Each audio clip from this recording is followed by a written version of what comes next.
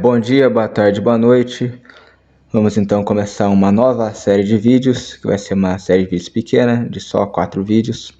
Como a última série foi sobre a história de Roma, vamos continuar então a linha do tempo falando sobre os povos que derrubaram Roma, que são os povos considerados bárbaros.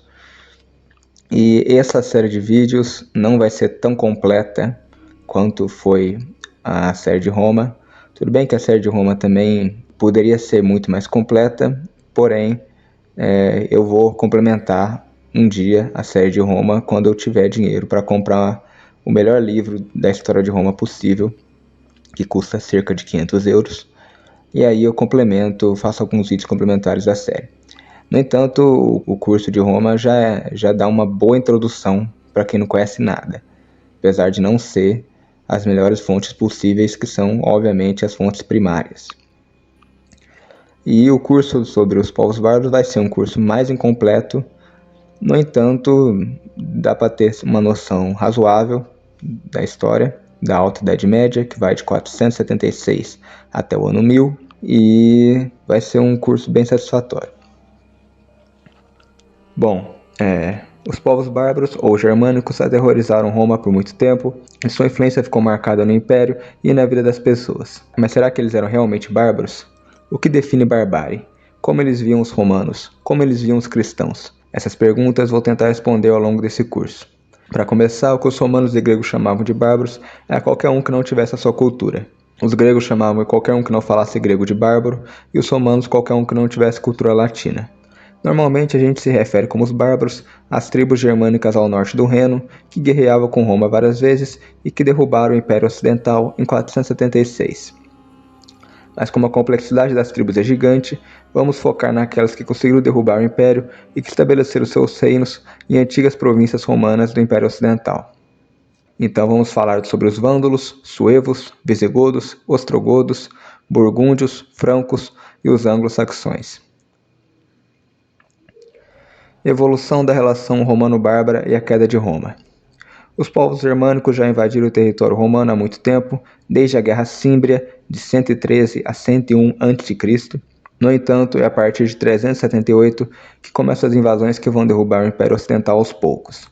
Em 378, os visigodos cruzam o Danúbio fugindo dos hunos e ocorre a famosa Batalha de Adrianópolis, uma pesada perda para os romanos, onde o imperador oriental Valente morre em batalha e é queimado vivo. Em 396, os visigodos devastam a Grécia, e em 402 a Itália. Em 406 e 407, 31 de dezembro a 1 de janeiro, ocorre o famoso Inverno Sombrio, onde 5 tribos conseguem cruzar o Reno congelado e invadir o território, que são os suevos, vândalos, alanos, ostrogodos e visigodos. E só os ostrogodos são repelidos. Em 410, os francos também invadem, e em 411, os burgúndios.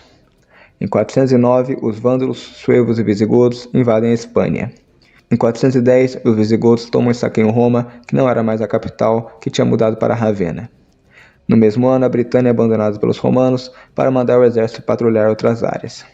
Em 429, os vândalos e alanos invadem o norte da África. Em 439, os vândalos tomam Cartago e estabelecem seu reino no norte da África. Em 451, os hunos são finalmente vencidos na Batalha dos Campos Catalâunicos e os francos, burgúndios e visigodos ajudam os romanos a vencê-los. Mas um ano depois, os hunos saqueiam Aquileia e Mediolano. Em 454, os germânicos se revoltam contra os hunos e acabam de vez com a ameaça de Átila e dos hunos em junho na Batalha de Nedal. Em 476, o último imperador romano, Rômulo Augusto, ainda criança, é deposto por Odoacro, que forma seu reino na Itália. Em junho de 480, Júlio Nepos é assassinado na Dalmácia e seu reino é anexado ao reino de Odoacro. Em 486, cai o último bastião do Império Ocidental, que era o reino de Soissons, no norte da França, formado por soldados romanos que se separaram, e foi tomado pelos francos comandados por Clovis I. Os bárbaros era qualquer povo que vivia ao norte do rio Reno e do Danúbio.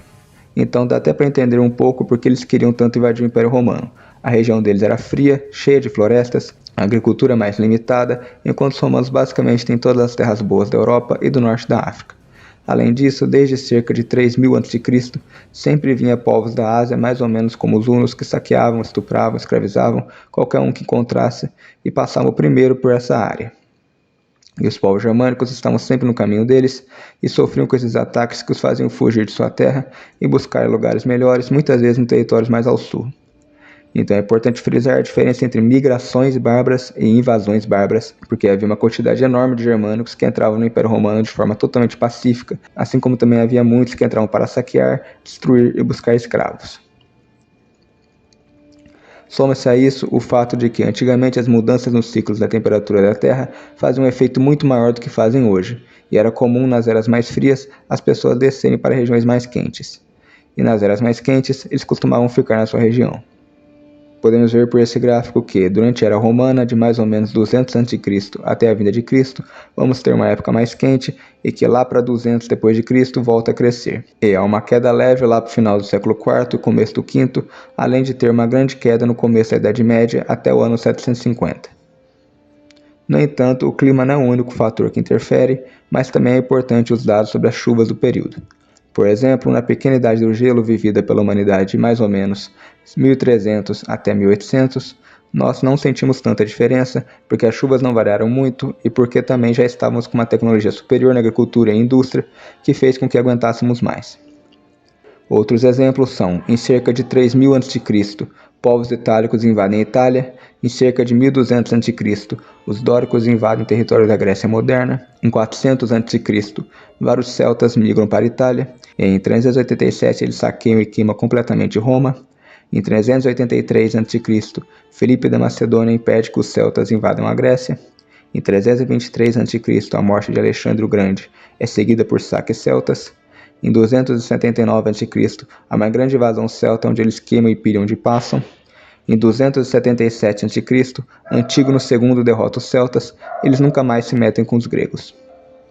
Durante as guerras símbrias, de 113 a 101 a.C., os germânicos vindos da Dinamarca vão para o sul e deslocam os celtas pelo norte e centro da Europa. Os germânicos e os celtas vão para o sul e começam a atacar os romanos, que os vencem em 101 a.C. Os romanos fazem centenas de milhares deles de escravos e matam centenas de milhares também nas batalhas. A partir daí, os romanos decidiram que tinham que se preocupar com os germânicos. Eles passaram a expandir seu império através das fronteiras naturais, Rio Reno e Rio Danúbio, e passaram a romanizar todos os bárbaros das áreas que conquistassem. Depois, na Batalha da Floresta Teutoburgo, em 9 d.C., os romanos perderam e sofreram pesadas baixas pelos germânicos liderados por Armínio. Nessa batalha, os germânicos pegaram os romanos de surpresa e 3 legiões foram quase completamente destruídas, mostrando que os romanos não eram invencíveis. Muitos desses germânicos tinham lutado no exército de César na Gália, então eles também sabiam as táticas romanas. Mas os romanos escolheram deixar suas fronteiras no Reno porque não conseguiriam derrotar os germânicos. No entanto, a Gália foi tão romanizada que, no ano 100, você poderia ir da Itália para a Gália, que não veria diferença nenhuma na cultura, além de todos falarem latim. A revolta judaica deu muito mais trabalho para os romanos que a revolta na Britânia por volta do ano 60, porque se os judeus conseguissem independência política, eles provavelmente teriam convidado os partos, como contrapeso a Roma, e uma outra grande potência rival de Roma teria saído para o Mediterrâneo. O que o historiador Tácito, que viveu de 56 a 117, escreveu sobre os germânicos é em grande parte confirmado pelos historiadores posteriores. Ele fala que os germânicos nunca se contaminaram com casamento com estrangeiros e permaneceram de sangue puro. As características físicas ele elenca como olhos azuis ferozes, cabelos avermelhados, são violentos, mas também capazes de suportar tarefas fatigantes e não suportam calor ou sede, mesmo que seu clima garanta períodos de frio e fome por causa da pobreza de seu solo. Quando não estão em guerra, passam boa parte do tempo caçando e só comem e dormem. Para os homens mais ousados e guerreiros não há emprego regular. O cuidado da casa e dos campos fica para as mulheres, velhos e fracos. Eles amam a indolência e odeiam a paz. Então podemos concluir que eles eram nômades e tinham um certo desdém pelo trabalho fixo. Para Tácito, os germânicos são um povo desorganizado, mas com algumas qualidades e defeitos. Além disso, o que Tácito diz sobre as instituições políticas germânicas tem um toque de verdade. Segundo ele, havia um certo grau de democracia entre eles, obviamente sem a participação de mulheres, estrangeiros e escravos. Era uma democracia dos armados e podiam nomear reis, que eram tirados de uma família em particular. No entanto, os reis não tinham o mesmo poder que o imperador romano, e os reis tinham autoridade, mas não poder. Assuntos de governo interno, de guerra e paz eram resolvidos pela Assembleia da Comunidade como um todo ou na Assembleia dos Comuns. O povo iria aprovar ou rejeitar a decisão, batendo suas lanças nos escudos se aprovarem. Acusações criminais são ouvidas pela Assembleia, não há juízes em tempo integral. Você tinha a ideia da liberdade como algo que foi trazida pelas tribos bárbaras das florestas alemãs. Os anglo-saxões levaram essa ideia de Assembleia do Povo para a Inglaterra, a ideia de prestação de contas, e a ideia de justiça como algo que é propriedade do povo como um todo e não de qualquer classe dominante particular, e onde o povo participa da sua administração. Até o século XIX, eles tinham essa ideia de que a liberdade é um direito inato dos povos bárbaros. Mesmo do lado germânico, há cidades que parecem romanas e as pessoas falam latim. Quando você vai mais para o norte, você encontra vilas romanas, onde as pessoas não falam latim todo dia, mas com estrangeiros. E se você for mais ao norte ainda, as vilas desaparecem, mas as pessoas ainda têm alguma familiaridade com latim e podem até falar com você para fazer negócios. Até você chegar no Báltico, onde você compra âmbar e peles e volta. E no lado romano também há várias pessoas que falam pelo menos uma das línguas germânicas. Os romanos deixavam os germânicos entrar no Império até o século II, porque não achavam que eles eram uma grande ameaça. Por volta do ano 150, há uma queda de 1 ou 1,5 graus na temperatura da superfície do mar, e depois de cerca de 180, há uma queda significativa das chuvas no Mediterrâneo. Além disso, depois de 150, há uma série de epidemias e as pandemias da peste antonina e da praga de Cipriano que abalam o Império. As epidemias parecem ter sido de varíola e sarampo e podem ter reduzido a população em 1/4 até 1/3. Além disso, você tem a inflação gerada pelos imperadores, que também vai assolar o Império e vai ser um dos grandes motivos de sua queda. Por volta de 68, o denário tinha quase 100% de prata. A quantidade de prata foi caindo até que 200 tinha cerca de 60% e durante o final da crise do terceiro século tinha menos que 5% em 268. O preço do trigo do Egito também subiu imensamente e a partir de 260, passando de cerca de 25 dracmas por artaba, unidade persa que representa de 50 a 55 litros, para 250 dracmas por artaba em 290 e 300 dracmas em 320. Para a maioria das pessoas que viviam no Império Romano do Ocidente, a vida não mudou quase nada quando o Império caiu. Essa ideia da queda do Império Ocidental vem desde a Renascença no século XVI, sendo que o Império Oriental continuou firme e forte, e eles se consideravam romanos tanto quanto seus companheiros do Oeste. Para esses renascentistas, houve um grande declínio da civilização depois que o Oeste caiu, e foram eles que, a partir do século XIV, reergueram a civilização depois de 8 séculos de trevas. Nada poderia estar mais errado. O primeiro historiador sério que combateu essa ideia ridícula foi o historiador belga Henri Pirenne, que viveu de 1862 a 1935, que olhou para as evidências literárias e arqueológicas e concluiu que não houve um colapso até o final do século VII.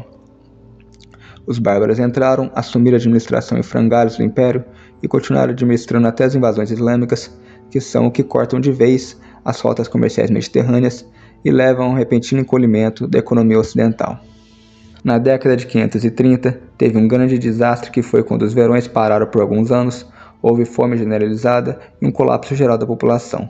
O que houve no século V foi um colapso total de uma estrutura política unida na Europa Ocidental, se dividindo em uma série de reinos germânicos. Além disso, a partir do século III, o Império Sassânida, que era persa, estava pressionando as fronteiras orientais do Império, pois queria uma saída para o mar Mediterrâneo. E boa parte das tropas romanas ficavam nas fronteiras do reino do Danúbio com os germânicos, e eles tiveram que levar um grande exército para o leste, maior do que o Império poderia gerenciar facilmente.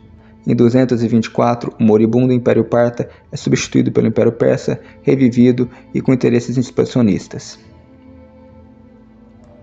Os romanos passam a acumular problemas desde 150. Em cerca de 150, os godos se movem para o sul e deslocam os bárbaros que estavam assentados perto do Império, que passam a pressionar o Império. Com isso, Roma tem que deixar metade do exército ao longo do reino do Danúbio, que não são mais fronteiras abertas. Você teve uma resposta no reinado do imperador Septímio Severo, de 193 a 211, que estabiliza as fronteiras, mas para isso ele dobra os gastos com o exército, e como não conseguia isso com impostos, ele começa a degradar a moeda para pagar por isso. Também houve dificuldade em recrutar novos soldados para o exército, em especial depois das devastadoras pandemias da peste antonina, de 165 a 180, e da peste de Cipriano, de 240 a 270, o que levou os romanos a contratarem mercenários germânicos para seu exército.